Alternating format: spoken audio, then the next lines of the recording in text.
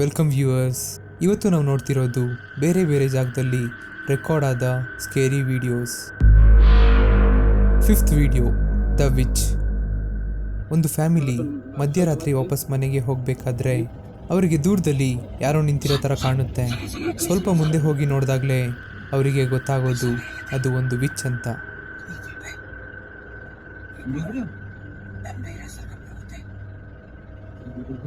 ಈಗ ಹಾರನ್ ಹೊಡಿತಾರೆ, ಬಟ್ ಯಾವುದೇ ರೀತಿಯಾದ ರಿಯಾಕ್ಷನ್ ಕಾಣಲ್ಲ.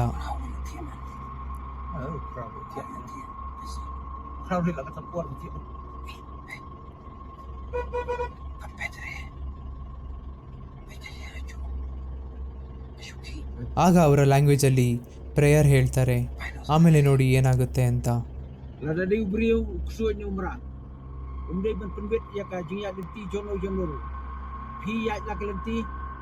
Ngiru lah kalanti. Lalade ubri uruan hang ekran. Lalade umrat ni uksuat pide banyak lah kacau kalanti. Umde pun penwet ya kalanti jono jono. Lada pide ubri uruan kran hang eh. Lada pide uksuat dan umrat. Ya lah kacau kalanti. Ya kena saya. ಆ which ಅಲ್ಲಿಂದ ಹೊರಡೋಗ್ಬಿಡುತ್ತೆ.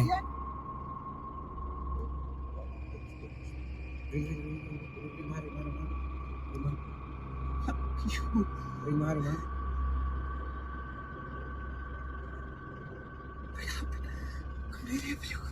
Lihat di sana. Paano na?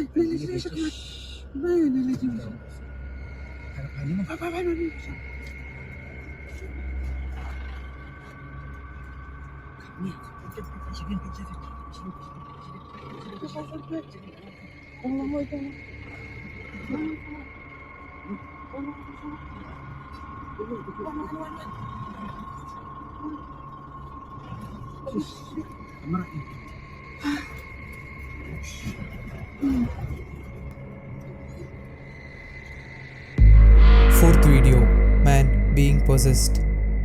ಈ video ನಮ್ಮ ಇಂಡಿಯಾದ ನಾರ್ತಿನ ಒಂದು ಜಾಗದಲ್ಲಿ record ಆದ ದೃಶ್ಯ. ಸುಮ್ಮನೆ ನಿಂತಿದ್ದ ವ್ಯಕ್ತಿ ಸಡನ್ನಾಗಿ ಹಿಂದೆ ತಿರುಗ್ತಾನೆ. ಆಮೇಲೆ ಏನನ್ನು ನೋಡಿ ಅದನ್ನು ಓಡಿಸೋಕ್ಕೆ ಟ್ರೈ ಮಾಡ್ತಾನೆ. ಹಾಗೆ ಮಾಡಬೇಕಾದ್ರೇ ಅಲ್ಲೇ ಕುಸಿದು ಬೀಳ್ತಾನೆ.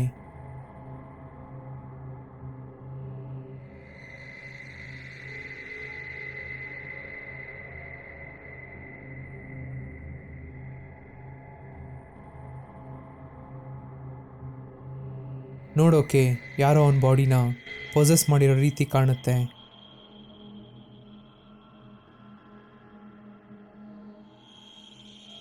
ಇದಾದ್ಮೇಲೆ ಅವನಿಗೇನಾಯಿತು ಅಂತ ಗೊತ್ತಿಲ್ಲ.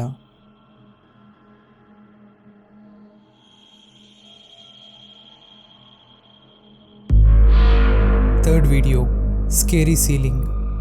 ಈ ಆಫೀಸಿನ ಎಂಪ್ಲಾಯೀಸ್ ನೈಟ್ ಶಿಫ್ಟಲ್ಲಿ ಕೆಲಸ ಮಾಡ್ತಿರ್ತಾರೆ.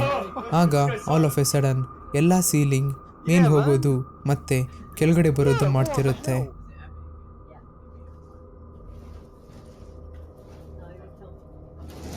ಆ ವಿಡಿಯೋ ಪೋಸ್ಟ್ ಮಾಡಿದ ಎಂಪ್ಲಾಯಿ ಪ್ರಕಾರ ಆ ಬಿಲ್ಡಿಂಗ್ ಆಫೀಸ್ ಆಗೋದಕ್ಕಿಂತ ಮುಂಚೆ ಒಂದು ಹಾಂಟೆಡ್ ಗೋಸ್ಟ್ ಬಿಲ್ಡಿಂಗ್ ಆಗಿತ್ತಂತೆ.